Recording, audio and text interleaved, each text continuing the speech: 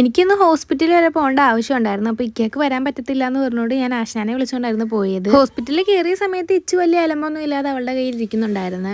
കാണിച്ചിറങ്ങിയപ്പോഴത്തേക്ക് ഉച്ചയായിരുന്നു. നല്ല രീതിക്ക് വിശക്കുന്നുണ്ടായിരുന്നു. ഇച്ചു വിശന്നിട്ട് നല്ല കരച്ചിലുമായിരുന്നു. ഹോസ്പിറ്റലിൽ നിന്ന് ഇറങ്ങിയപ്പോഴേ ഞാൻ ഓർത്തായിരുന്നു എന്തെങ്കിലും മീൽസ് എന്തെങ്കിലും കഴിക്കാമെന്ന്. ബിരിയാണിയൊക്കെ കഴിച്ച് മടുത്ത്. അങ്ങനെ ഞങ്ങൾ സീ ഫുഡ് നോക്കി ഒത്തിരി കടകളിൽ പോയി. ലാസ്റ്റ് വലിയകുളത്തുള്ള ഒരു കടയിലായിരുന്നു കയറിയത്.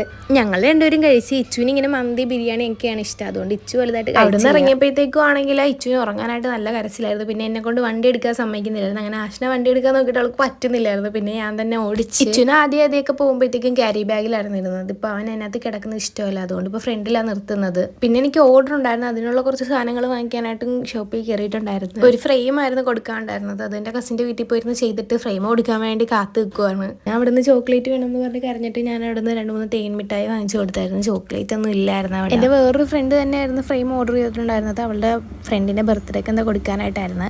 അങ്ങനെ അവൾ വന്ന് ഫ്രെയിമൊക്കെ വാങ്ങിച്ച്. അപ്പോൾ ഇന്നത്തെ